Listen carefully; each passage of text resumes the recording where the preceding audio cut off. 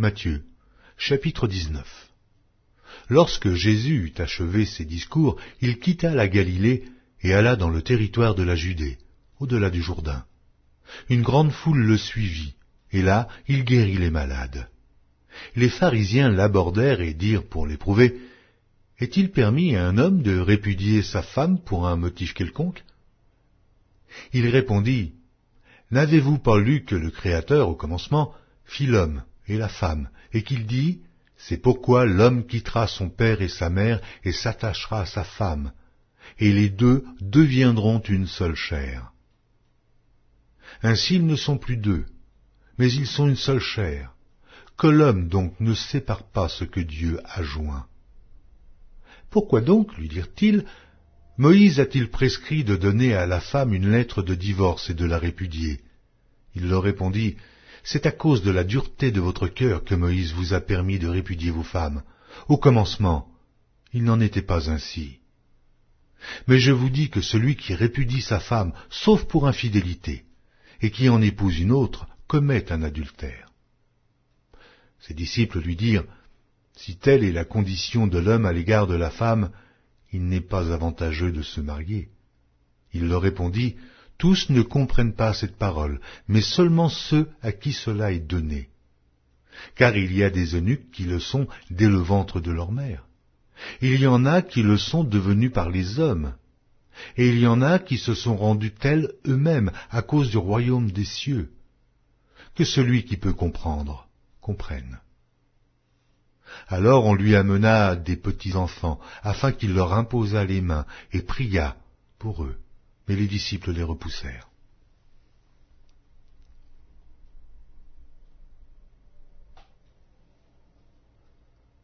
Et Jésus dit, laissez les petits-enfants, et ne les empêchez pas de venir à moi, car le royaume des cieux est pour ceux qui leur ressemblent. Il leur imposa les mains, et il partit de là.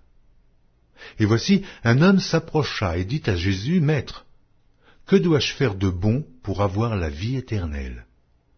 Il lui répondit, pourquoi m'interroges-tu sur ce qui est bon? Un seul est le bon. Si tu veux entrer dans la vie, observe les commandements. Lesquels, lui dit-il? Et Jésus répondit, tu ne tueras point, tu ne commettras point d'adultère, tu ne déroberas point, tu ne diras point de faux témoignages, honore ton père et ta mère, et tu aimeras ton prochain comme toi-même.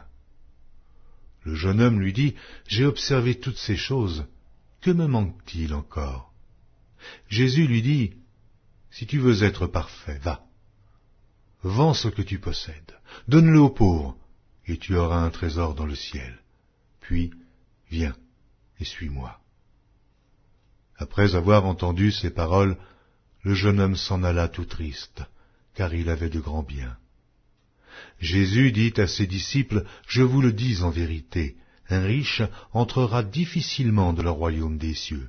Je vous le dis encore, il est plus facile à un chameau de passer par le trou d'une aiguille qu'à un riche d'entrer dans le royaume de Dieu.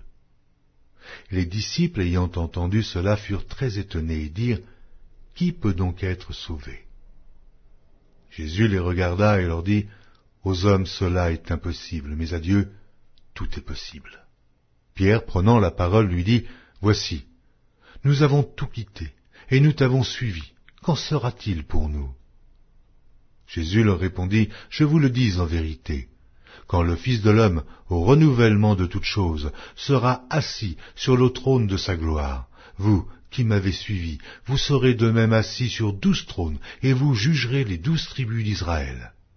Et quiconque aura quitté à cause de mon nom ses frères, ou ses sœurs, ou son père, ou sa mère, ou sa femme, ou ses enfants, ou ses terres, ou ses maisons, recevra le centuple, et héritera la vie éternelle. Plusieurs des premiers seront les derniers, et plusieurs des derniers seront les premiers.